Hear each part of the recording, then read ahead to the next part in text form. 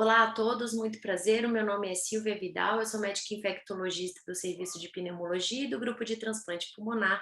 Hoje eu vou entrevistar o professor Paulo Pego Fernandes, titular da cirurgia torácica.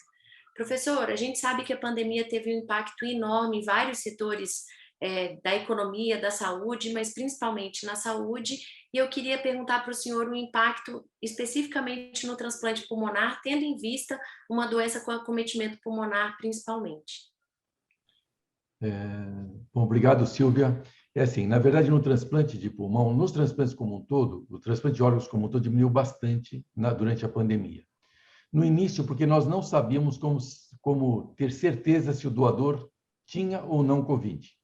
E tinha receio de exposição, depois, durante os períodos piores da pandemia, não havia leitos nos hospitais, então todos os leitos de UTI estavam tomados por Covid, então, obviamente, não tinha como fazer transplantes tanto bem no início, porque não se sabia, e no segundo momento, porque não se tinha leito.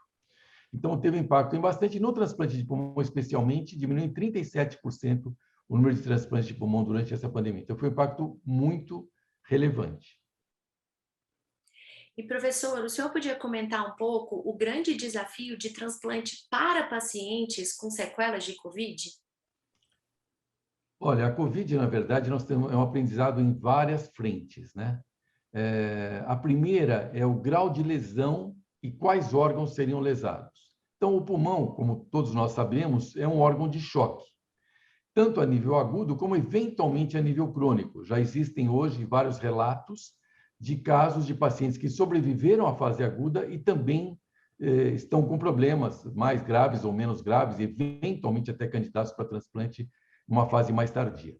Mas, voltando à sua pergunta, Silvia, acho que o que interessa mais é assim, nós tivemos uma parcela de doentes muito graves, com acometimento pulmonar mais intenso do que de outros órgãos, que foram tratados de várias formas, inclusive com ECMO, né, que é o pulmão artificial. Então, o paciente estava em ECMO, não conseguia retirar do ECMO e os demais órgãos estavam viáveis. Então, o paciente estava lúcido, o rim funcionando, nenhum outro órgão completamente acometido. Então, nesses casos, que não são tão comuns, são casos relativamente raros, nós fomos chamados para avaliar para transplante de pulmão.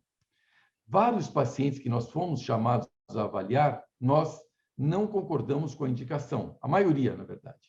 Por quê? Ou porque já tinham sequelas neurológicas, ou porque não tínhamos certeza se ele estava viável neurologicamente, ou porque tinham acometimento de outros órgãos muito grave. Mas, neste momento, nós já fizemos 3 transplantes de pulmão em pacientes em portadores de ECMO, e que não tinham, todos os outros órgãos estavam adequados, menos o pulmão. E o que nós notamos é que o transplante em si, ele não é tão mais complicado do que de outras doenças. Então, a parte técnica em si não é tão grave. O que torna o doente mais grave é que é o doente mais depauperado, né, Silvia?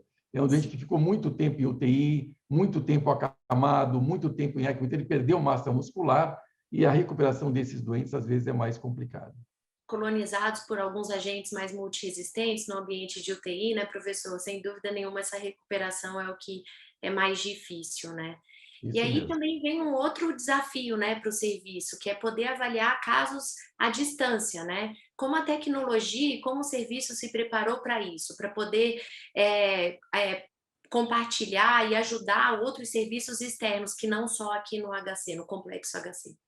Agradeço a pergunta, Silvia. É assim, a telemedicina, que já estava sendo discutida há algum tempo, ela e teve vários problemas de regulamentação, de CFM e coisa assim, ela com a pandemia se mostrou ser um instrumento muitíssimo útil.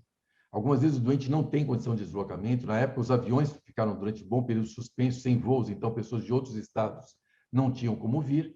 E isso facilitou muito, mesmo para pessoas mais próximas, mas que tinham dificuldade de locomoção, ajudou muito.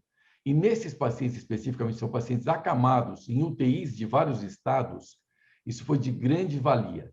Então, nós temos utilizado a telemedicina aqui no INCOR, é um polo de desenvolvimento disso, a UTI de pneumo especificamente é um polo de desenvolvimento do Estado, é referência hoje no Estado de São Paulo, e nós, utilizando essa ferramenta, conseguimos avaliar bastante, tanto o doente em pré-transplante, como até o doente de pós-transplante, para ver da necessidade de ele voltar aqui ou não.